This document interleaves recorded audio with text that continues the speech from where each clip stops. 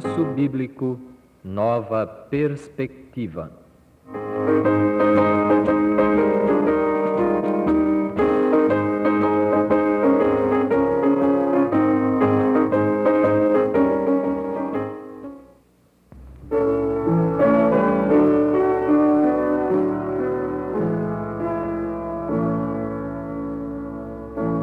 Quão grande és, divino amor, eterno e sempre a florescer.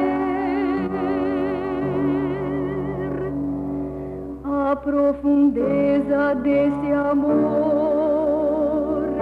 não pode a mente compreender. Não pode haver amor maior, dar a própria vida assim por alguém.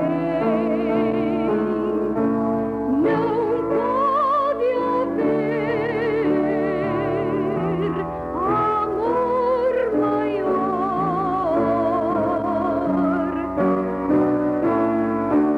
Não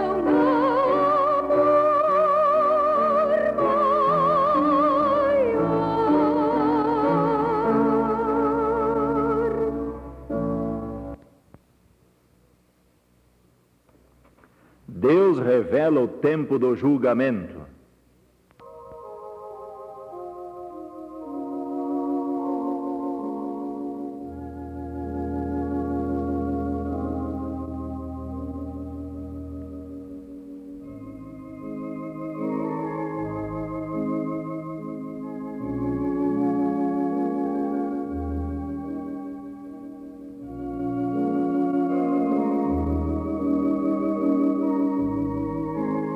A Bíblia faz uma pergunta muito importante. Será porventura o mortal justo diante de Deus? Deus tem decidido que todos os que compõem o seu vasto universo estejam plenamente convencidos de sua justiça, quando o pecado e os pecadores forem destruídos. Por esta razão ele tem designado um tempo de julgamento, durante o qual pesará todos os homens na balança de sua lei imutável. Jesus advertiu-nos quanto à existência de um dia de juízo em que os homens terão que prestar contas até de suas palavras. O apóstolo Paulo, quando foi chamado a apresentar-se perante Félix, governador romano, falou a respeito desse juízo, causando uma profunda impressão em seus ouvintes. Daniel, o profeta, viu a imponente sessão do juízo que tem início quando Deus se assenta na corte suprema do universo para demonstrar sua graça e sua justiça eterna.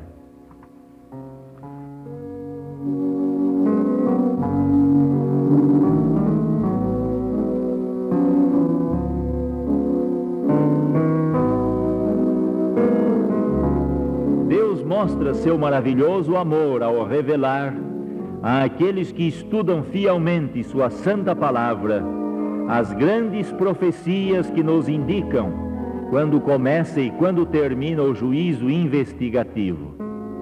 Vamos pesquisar as profecias do livro de Daniel. Daniel estava preocupado quanto ao tempo do juízo e, em resposta às suas dúvidas, Deus mostrou-lhe algumas visões que esclareciam o problema. Os capítulos 8 e 9 de Daniel constituem uma síntese da história do mundo em símbolos proféticos. Babilônia, o primeiro império mundial, estava prestes a cair. Que nação tomaria o seu lugar?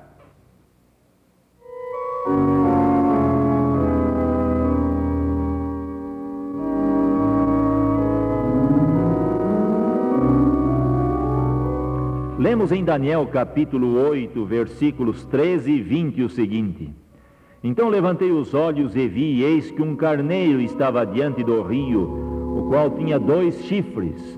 São os reis da Média e da Pérsia.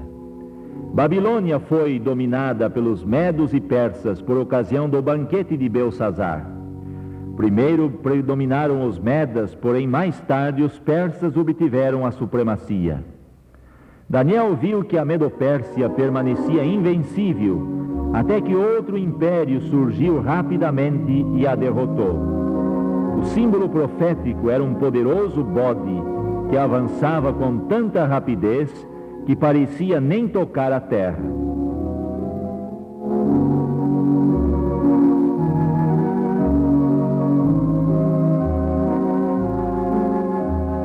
O bode lutou com o carneiro até que o venceu. Quem representava esse bode?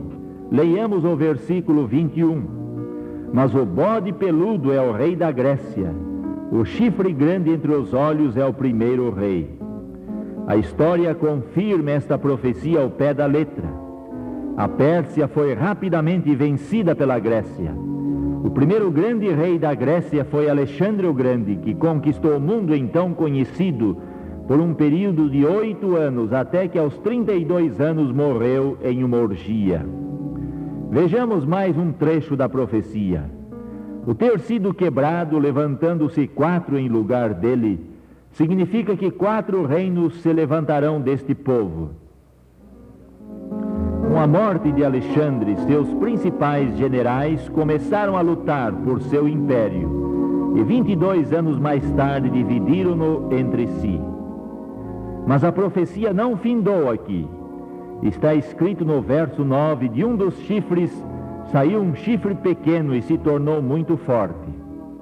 Este 4º chifre não está identificado na profecia, mas a história nos revela que o grande poder que seguiu a Grécia foi o Império Romano, que tornou-se muito maior que os 3 impérios mundiais anteriores. A profecia de Daniel, capítulo 8, versículos 9 a 12, indica que este último poder mundial levantar-se-ia contra Jesus Cristo, o príncipe dos príncipes.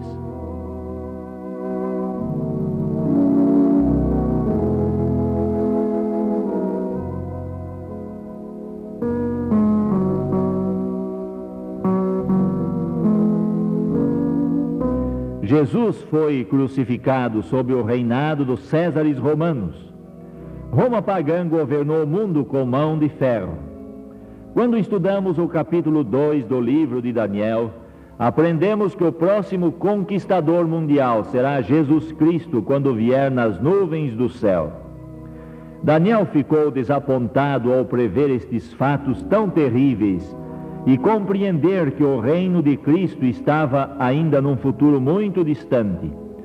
Por isso perguntou ao anjo: até quando durará a visão? A resposta que obteve foi esta: até 2300 tardes e manhãs, e o santuário será purificado.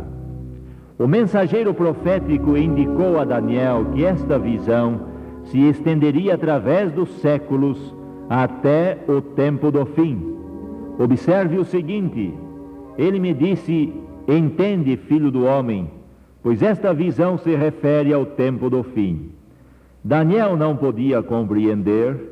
Chegou a ficar doente por alguns dias e orou para que Deus o fizesse entender a visão.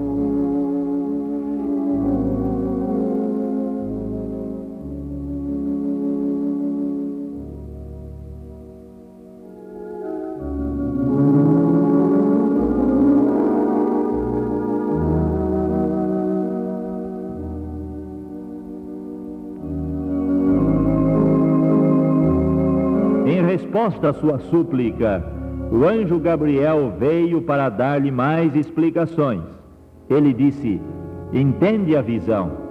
70 semanas estão determinadas sobre o teu povo. As primeiras 70 semanas dos 2300 dias completariam a história do povo de Daniel, o povo judeu. Notemos agora um verso bíblico que vai nos ajudar a compreender as profecias bíblicas do tempo. Números capítulo 14, versículos 34, nos diz o seguinte: cada dia representando um ano. E em Ezequiel capítulo 4, versículo 6, lemos: cada dia por um ano. Portanto, meu dileto ouvinte, em profecia bíblica, um dia simboliza um ano. Aplicando esta explicação ao nosso problema, temos 70 semanas com 7 dias cada, serão 490 dias ou 490 anos.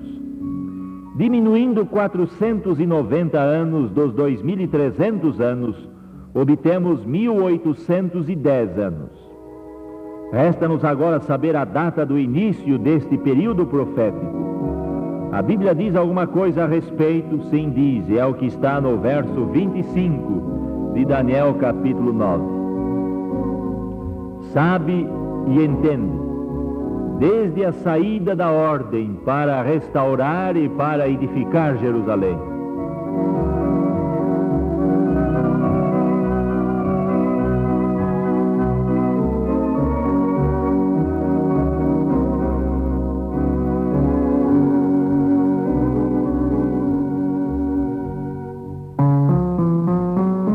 Este período profético devia começar quando os persas, que mantinham cativos os judeus, dessem a ordem da restauração de Jerusalém.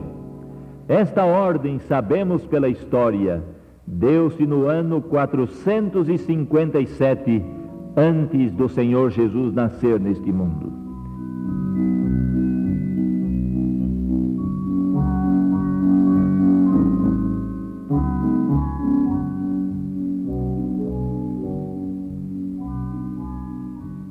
Sabemos que as 70 semanas do povo judeu, ou seja, os 490 anos, findaram no ano 34 da nossa era. Durante a última destas 70 semanas, exatamente no meio da semana, deu-se a morte de Cristo. Exatamente como estava profetizado, na metade da semana fará cessar o sacrifício. Quando Jesus morreu, a grande cortina que separava os dois compartimentos no templo foi rasgada de alto a baixo, como símbolo de que os sacrifícios de animais não eram mais necessários. O símbolo havia se encontrado com a realidade.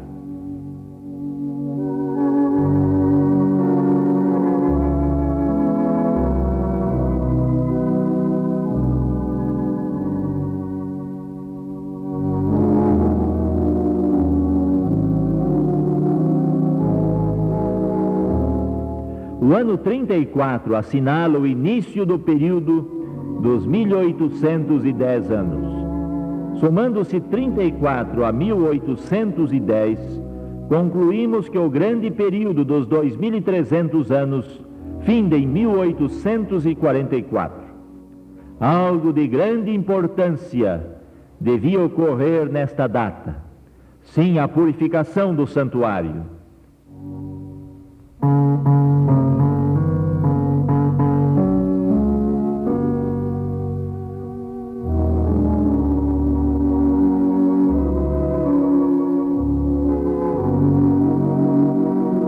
Mas o templo judeu havia sido destruído séculos antes. Portanto, a declaração "o santuário será purificado" não podia referir-se ao santuário terreno, mas sim ao início do tempo do julgamento no céu.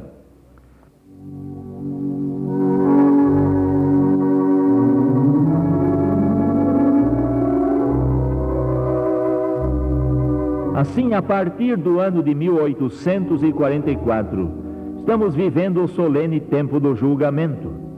Quão seriamente devemos considerar este fato? O plano divino da salvação foi estabelecido para que se cumprisse a seu devido tempo, estando tudo assinalado nas profecias bíblicas. Pensemos nas palavras do apóstolo Paulo. Como escaparemos nós se negligenciarmos tão grande salvação?